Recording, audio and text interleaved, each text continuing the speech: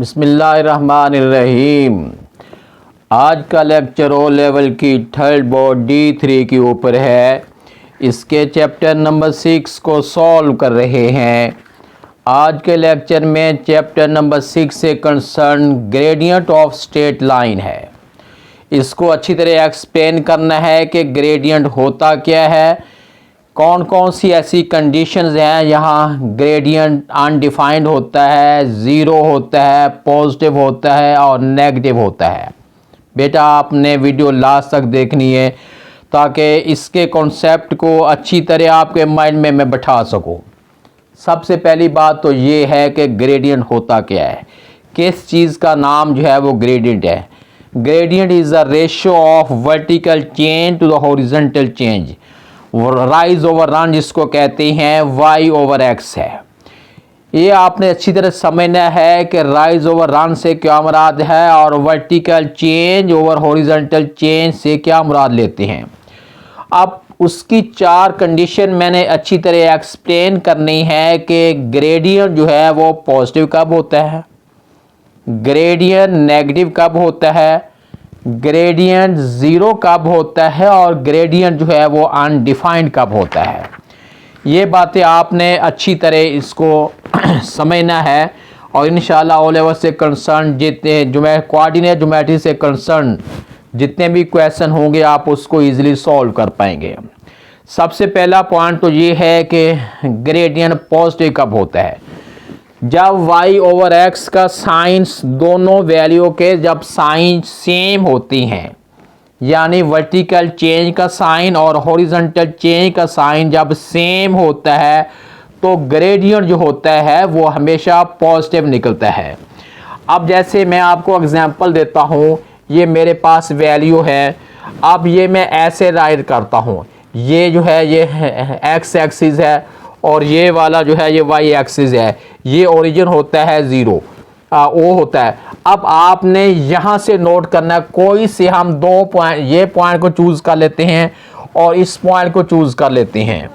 अगर मैं इस पहले पॉइंट को चूज़ करता हूँ, यहाँ पे मेरे पास होगा x1 होगा और y1 होगा, ये वाले पॉइंट को x2 होगा और y2 होगा।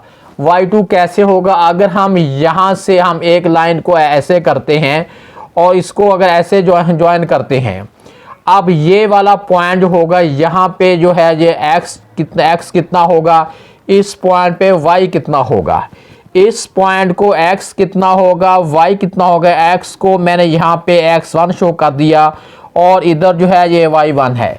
अब अगर हम इस पॉइंट पे लेते हैं तो ये हमारे पास y2 होगा और ये वाला पॉइंट जो हमारे पास जो है x2 होगा।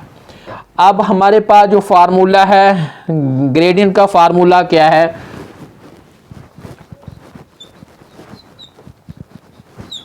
इज इक्वल टू हम लिखेंगे y2 minus y1 over x2 minus x1 है। अब मैं लेक्चर ये इस बात को एक्सप्लेन करना चाह रहा हूँ कि ग्रेडियंट पॉजिटिव कब होता है। ये वाली वैल्यू का साइन और ये वाली वैल्यू का साइन अगर दोनों के साइन सेम होते हैं तो ग्रेडियंट जो है वो पॉजिटिव निकलता है। अगर इनके साइन अपोजिट हों, इसका ऊपर का साइन माइनस निकल आए या नीचे वाली वैल्यू का साइन माइनस निकल आए, तब हम ये कहेंगे कि ग्रेडियंट जो है ये नेगेटिव है। अब एक तो ये इसकी कंडीशन ये बन जाती है, अब उसका मतलब ये होता है कि यहाँ पे जो है हमारे पास जो है ये x1 यानी x2 माइनस x1 जो है ये बिगर दैन ज़ीरो है, क्योंकि x2 की वैल्यू बड़ी है, x1 की वैल्यू कम है, जो आंसर निकलेगा ज़ीरो से बड़ा होगा। इसी तरह हमारे पास ये वाला पॉइंट है y2, हमारे पास जो है y2 की वैल्यू ज़्यादा है और ये वाला y1 की वैल्यू कम है, ये दोनों जो है बिगर दैन ज़ीरो हैं। बिगर दैन ज़ीरो का मतलब है ये दोनों पॉजिटिव हैं और अगर हम इसकी वैल्यू लिखेंगे तो ग्रेडियंट जो होता है वो भी हमेशा पॉजिटिव निकलेगा। अगर दोनों वैल्यू के साइन नेगेटिव होते हैं, दोनों वैल्यू के साइन अगर नेगेटिव होते हैं उसका ग्राफ ऐसे ही हम इसकी लाइन बनाएंगे, लेकिन हम उसका स्टार्टिंग पॉइंट फिर ये रख लेंगे x1 है और y1 है, और एंडिंग पॉइंट हम ये लिख लेंगे x2 है और y2 है। ये लाइन फिर ऊपर से नीचे मूव करेगी, ये लाइन नीचे से ऊपर मूव करेगी। इस पॉइंट को अगर हम इधर देखते हैं तो ये हमारे पास x1 है और ये वाली वैल्यू जो हमारे पास x2 है। इस पॉइंट के अगर हम इसको ज्वाइन करते हैं तो ये वाली वैल्यू हमारे पास जो है y1 होगी और ये पॉइंट है y2 होगा। अब यहाँ पे भी हमारे पास ये है कि y2 जो है, y2 की वैल्यू यहाँ स्मॉलर है, y1 की वैल्यू बिगर है। यहाँ पे x2 की वैल्यू स्मॉलर है और x1 की वैल्यू बिगर है। इसका मतलब ये होगा कि x2 minus x1 smaller than 0, और इसी तरह y2 minus y1 smaller than 0। अब अगर हम इस वैल्यू का ग्रेडियंट चेक करते हैं तो ये वाला जो है इधर हमारे पास है y2 minus y1, x2 minus x1 है। दोनों के साथ साइन ये निकलेगा और ये निकलेगा, साइन से साइन कैंसिल हो जाएंगे। तब जब साइन से साइन कैंसिल हो जाएंगे तो ग्रेडियंट जो होता है वो पॉजिटिव निकल आएगा। ये कंडीशन है। फिर सुने, ग्रेडियंट पॉजिटिव उस वक्त होता है जब दोनों वैल्यू के साइन सेम साइन हो। सेम साइन का मतलब यह है y2 माइनस y1 का जो आंसर निकलेगा उसका साइन, और x2 माइनस x1 का जो आंसर निकलेगा उसका साइन। अगर दोनों साइन सेम हैं तो ग्रेडियंट पॉजिटिव निकलेगा। ये बात तो एक तो श्योर होगी है। उसके बाद अब हम इसकी जो सेकंड है वो ये है कि ग्रेडियंट नेगेटिव कब होता है। नेगेटिव ये उस वक्त होता है जब इनके साइन अपोजिट हों। साइन अपोजिट होने का मतलब ये है y2 माइनस y1 का जो आंसर निकलेगा अगर उसका साइन माइनस का है, नीचे x2 माइनस x1 का साइन जो आंसर निकलेगा अगर उसका साइन प्लस का है। अब एक साइन माइनस का हो गया है, एक प्लस का हो गया। यानी अगर मैं ये लिखता हूँ y ओवर x है, अगर ये साइन माइनस का है, ये प्लस का है, तब भी टोटल का आंसर जो है वो माइनस में निकलेगा। दूसरी बात ये है, अगर y ओवर x है, अगर ये साइन माइनस का है, ये प्लस का है, डिवाइड करने से टोटल जो आंसर जो है वो माइनस का निकलेगा। इसको हमने नेम देना है कि ग्रेडियंट ऑफ नेगेटिव है। अगर हम इसका जो ग्राफ प्लॉट करते हैं तो उसकी जो लोकेशन, ग्राफ की क्या लोकेशन होगी, ग्राफ की लोकेशन जो है नेगेटिव ग्रेडियंट वाला ग्राफ जो है, कर्व जो है वो ऐसे, उसकी लाइन ऐसे बनेगी। अब यहाँ पे आप किसी को भी आप, अगर हम इस पॉइंट को जो इनिशियल पॉइंट लेते हैं, ये अगर x1 है y1 है, ये पॉइंट हमारा x2 है y2 है, और उसके बाद है ये वाला साइन आएगा, हम ऊपर से नीचे मूव करते हैं, ये x1 है y1 है और ये x2 है y2 है। दोनों सूरतों में इनके जब साइन अपोजिट हो जाएंगे तो तब जाके, अब देखें, अब हम इसको चेक करते हैं। अब ये हमारा पॉइंट है, इस पे ये वाला जो पॉइंट है इस पे x2 है और ये वाला पॉइंट जो है इधर है, ये x1 है। x2 की वैल्यू ज़्यादा है, x1 की वैल्यू कम है। अब इस पॉइंट के अंदर हम देखते हैं y1 की वैल्यू ज़्यादा है और y2, ये हमारा y2 है, उसकी वैल्यू कम है। जब हमने ग्रेडियंट लेना है, जब हमने ग्रेडियंट लेना है, हम सिंडिकेट करते हैं तो वो फार्मूला होता है y2 माइनस y1 ओवर होता है x2 माइनस x1। अब ये ग्राफ देखें बेटा कि ये वाली वैल्यू हमारे पास y1 है और ये वाली वैल्यू y2 है। अब y2 में से जब y1 हम निकालेंगे, टोटल का आंसर जो है ये माइनस में निकल आएगा y का, और उसके बाद नीचे वाला जो है x2 माइनस x की वैल्यू बड़ी है, x1 की वैल्यू छोटी, x2 की वैल्यू ज़्यादा है, x1 की वैल्यू ज़्यादा है। नीचे वाले का आंसर जो है वो निकलेगा प्लस का। टोटल अगर आंसर लेंगे तो वो माइनस में निकलेगा। ये एक तो ग्राफ का, ये इसके ग्राफ का ये सीन है। ऊपर वाला देखते हैं। अब इसको अगर हम स्टार्टिंग पॉइंट लेते हैं, इसको एंडिंग पॉइंट लेते हैं, तो इस पॉइंट के अंदर ये हमारे पास ये x1 है और ये वाला पॉइंट है ये x2 है। फार्मूले में होता है x2 माइनस x1। अगर हम ये वाली सेंस को सामने रखते हैं, m is equal to y2 minus y1 over है x2 माइनस x1। अब बेटा y2 हमारे पास ये है, ये y2 है और ये वाली वैल्यू जो है ये y1 है। y2 ज़्यादा है, इसका मतलब है ऊपर का आंसर निकलेगा प्लस का, नीचे वाला है x2 माइनस x1। x2 की वैल्यू कम है, x1 की वैल्यू ज़्यादा है, तो नीचे निकलेगा साइन ये वाला। टोटल का आंसर जो है वो माइनस में निकलेगा। इसका मतलब ये हुआ कि ग्राफ जो होता है, ये जो ग्रेडियंट है, ये पॉजिटिव भी होता है और नेगेटिव भी होता है। आपने लाइन की लोकेशन को फॉलो करना है। अगर लाइन की लोकेशन इस साइज की हो, अगर लाइन की लोकेशन अगर ये है तो जो ग्रेडियंट है वो पॉजिटिव होगा। अगर लाइन की लोकेशन जो है अगर वो ऐसे है तो ग्रेडियंट जो होता है वो माइनस में निकलेगा। दो बातें होगी। उसके बाद अब हमने करना है कि ग्रेडियंट जो होता है वो ज़ीरो कब होता है और अनडिफाइंड कब होता है। जी बेटे, अब हमने ये करना ये है, ये इस चीज़ को एक्सप्लेन करना है कि ग्रेडियंट जो होता है वो ज़ीरो कब होता है और ग्रेडियंट जो होता है वो अनडिफाइंड कब होता है। हॉरिजॉन्टल लाइन का जो ग्रेडियंट है वो ज़ीरो होता है। अब ज़ीरो कैसे होता है? अब ये वाली मैंने एक लाइन प्लॉट कर ली है। अब इसमें कोई से दो पॉइंट चूज़ कर ले, एक ये पॉइंट है, एक ये पॉइंट है। इसको अगर मैं इनिशियल पॉइंट चूज़ करता हूँ तो ये x1 है, कोऑर्डिनेट इसके x1 y1 है, इसके कोऑर्डिनेट x2 y2 हैं। वो कैसे? आप देखें, अगर हम इस लाइन इस पॉइंट से x एक्सिस पे देखते हैं तो ये हमारे पास x1 है, इधर देखते हैं तो ये वाला y1 है। इस पॉइंट से अगर हम इधर प्लॉट करते हैं तो ये वाली वैल्यू x2 है। अगर हम इधर है तो ये सेम वाली वैल्यू जो है y2 जो है ये सेम है।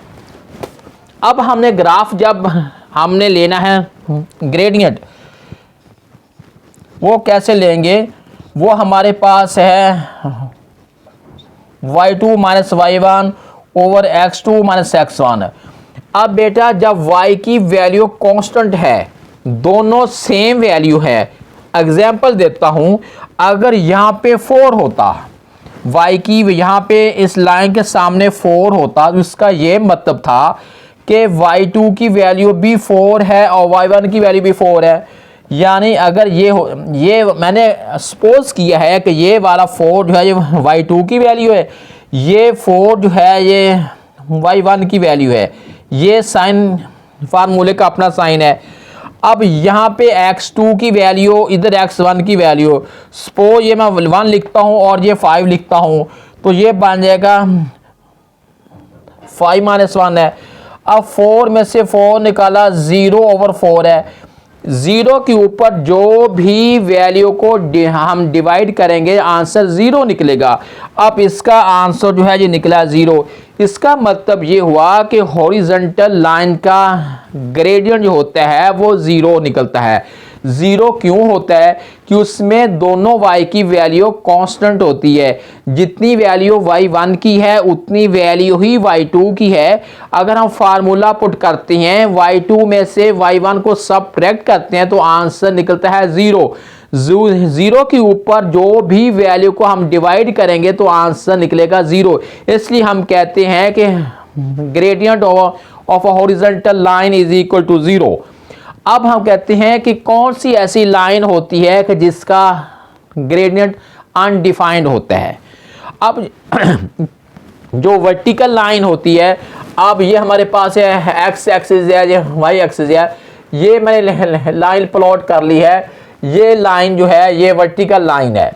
अब अगर इसका इनिशियल पॉइंट ये लेते हैं और एंडिंग पॉइंट ये लेते हैं, इसके ऊपर हमारे पास ये यानी x1 है, y1 है और ये वाली वैल्यू x2 है, y2 है।